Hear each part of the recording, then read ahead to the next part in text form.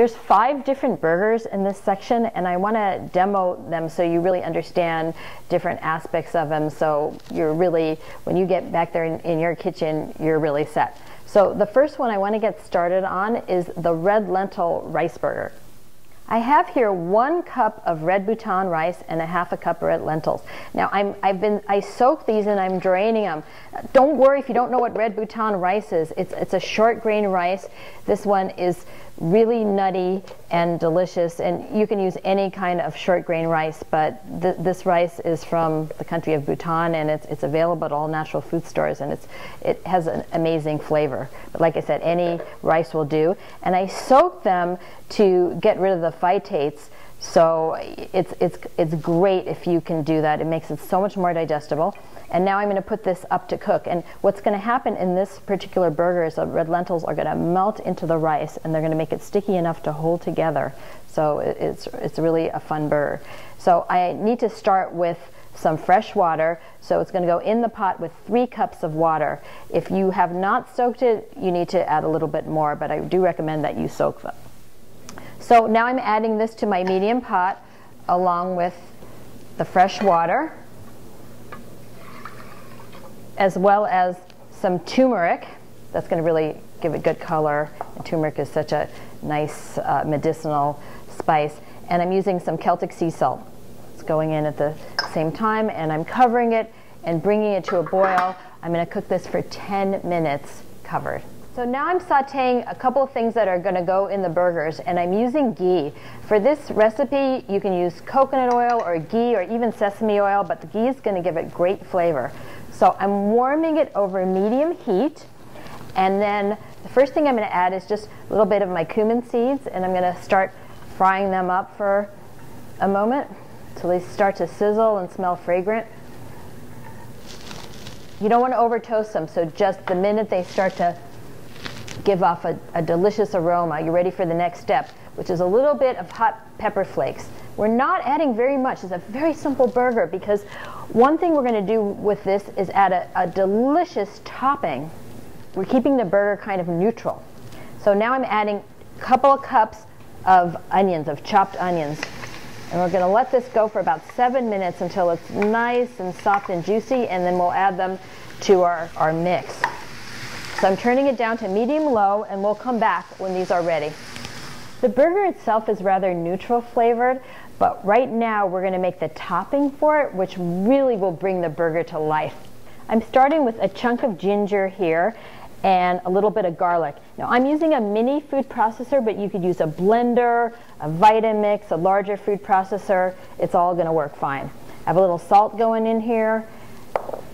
A cup of cilantro. As you can see, you don't have to chop it very much. We're going to let the processor do its job. And we'll put in a little lemon juice. I'm also going to add a jalapeno pepper for a little heat. Now I could just chop off the top and add it all, or I could avoid the seed bank, and if I want to do that, I want to cut around it. So I just want to show you this, because when you want to mince up a jalapeno, this is such a great trick. Because now you have flat little slabs. Now I don't need to mince it for this, but I just want to demo this little trick. So you just put the flat slab on the board, cut it into little batons, and then this is how we mince it. So this is a really good method for any kind of pepper. But for me right now, I'm just adding this whole thing here, but it's not going to be super hot because the seed part kind of is the hottest. Now the last thing I'm going to add is a little bit of coconut milk. So this little can that I have here is 3/4 of a cup, and I'm just adding about 1/3 of the cup, and the rest of it I can either freeze in ice cube trays or leave it in my refrigerator for up to a week. Now make sure if you're only using some of the can that you really stir everything in to mix the creamy part with the watery part at the bottom. Okay. So now all I have to do is blend it up. That was about a minute of whirling, and we now have this really nice paste here for the topping. So right now I'm tasting for salt. Here's my mama spoon, because I don't want to double dip, and I'm going to see what that's like. It needs a pinch more to draw the flavors together. So I'm going to add a little bit more salt.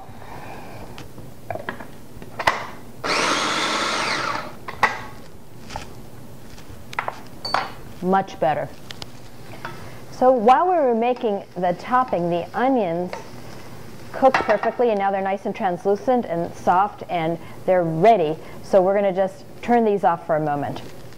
I'm uncovering the lentils and rice now. They cook 10 minutes covered, and now I'm going to let all the water evaporate out without disturbing anything. And when the water is all out, I'll stir in the onions. So these are the lentils and rice, and you see that all the liquid's been absorbed. So now I'm adding the onions. So I have this mix in the bowl now, and I need to chill it before I could form this into burgers. But first, the most important thing is to adjust for salt. So I'm tasting this, and I need to add a little more. Now, I have the amount in the recipe that'll take you to the finish line, but it's often that pinch, which is what really draws the flavors together.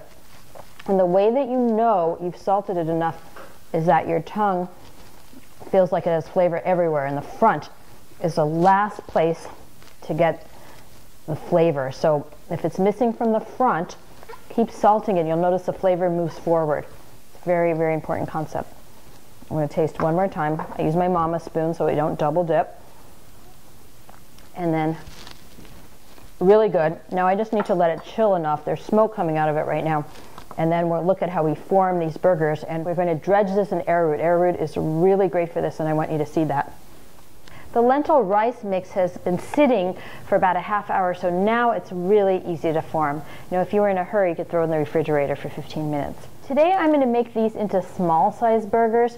So I'm taking the amount that I want, and here's how we form them. I put my finger in a C, hold it in, and just squeeze together and make it tight, because if you form your burger tightly, then it's going to cook much better. So this is how I'm doing them. So they're little tight little bundles. Be sure not to overhandle them. Not even the vegetarian burgers. They're best when they're not overhandled.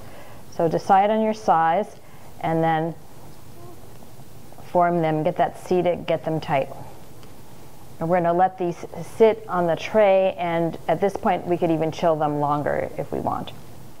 This mix made 12 pretty small burgers. You could even make them cocktail size and make like 20 to 30 burgers out of them. But right now I'm going to put these in the refrigerator to chill, and then I'll form them into really gorgeous shapes and then dredge them in arrowroot, and we'll look at how we cook them.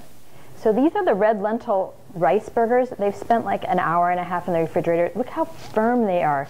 So now if you want to reshape them a little bit and fix them up, they're so completely different. It's kind of amazing. So the refrigeration time takes all the stickiness away. You could definitely form these in advance. I'm using ghee to cook these, and I'm doing this one in the cast iron again. We use ghee on the onions, so it's kind of perfect. So again, I'm waiting until this is hot, and meanwhile I have here some arrowroot. Arrowroot is so versatile because you can use it as a dredger for these vegetarian burgers, and of course it's a root starch thickener. First, I'm waiting until this is hot before I even begin dredging. It's feeling kind of uncomfortable, so I'm just dipping these on both sides. Don't try to dip it all the way around. We just really want top and bottom in the pan.